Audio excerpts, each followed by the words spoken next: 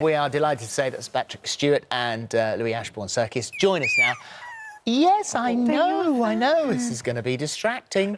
Welcome. How lovely to see you both. And I've got to say, at last, you are a wizard. I know. It's taken a while, hasn't it?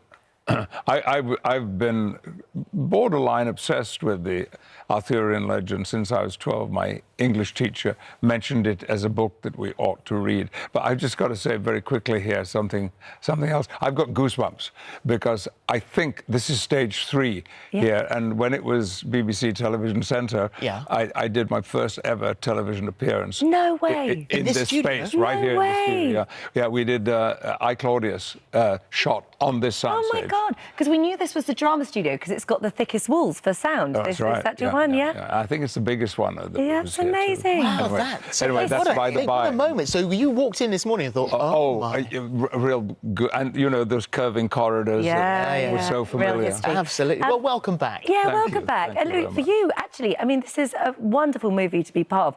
One that you almost didn't go to the audition for. Yeah, I mean, one day when I was coming home from school from a football match with my mates, and my mum rang me, and she was like, you know, you've got to come home. You've got this big audition, and I didn't know anything about it. I was like, all right, well, have we been sent a script? She was like, no, but you've got to come home now because there's a car here.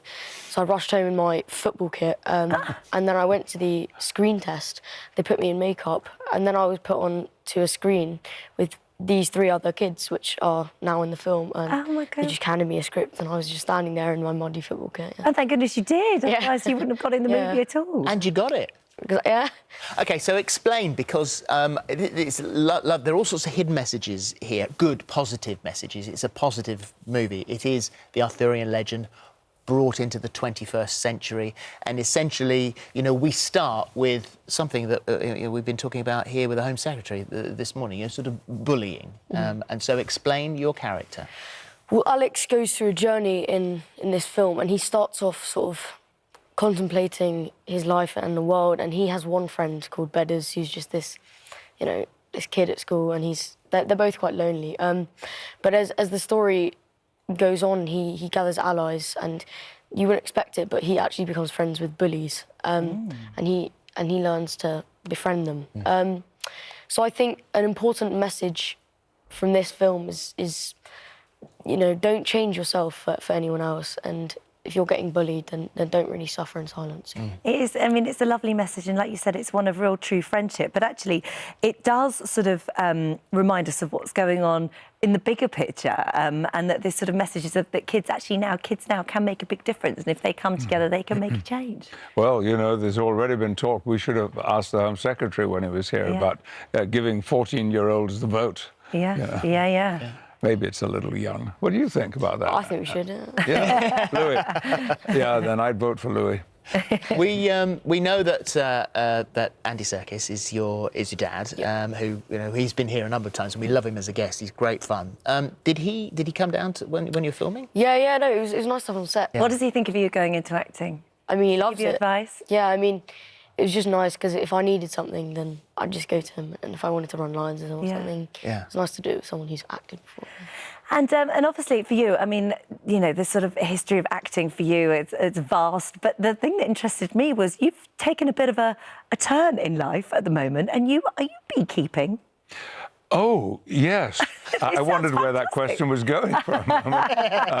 Yes, something I've always been interested in. And I talked to someone at the Oxfordshire Beekeeping Association, and a man came around and looked at the property and said it was appropriate, and then told me what would be involved. And I have 2 hives now. Nice. And actually, I had some of that honey for breakfast this morning. Oh, brilliant. Well, because we don't just chuck this together. No, us beekeepers stick together, because we've had bees. How many years have we had bees now? I think probably about 2, 3 years. We have our London bees, and the hives are just outside our boss's office.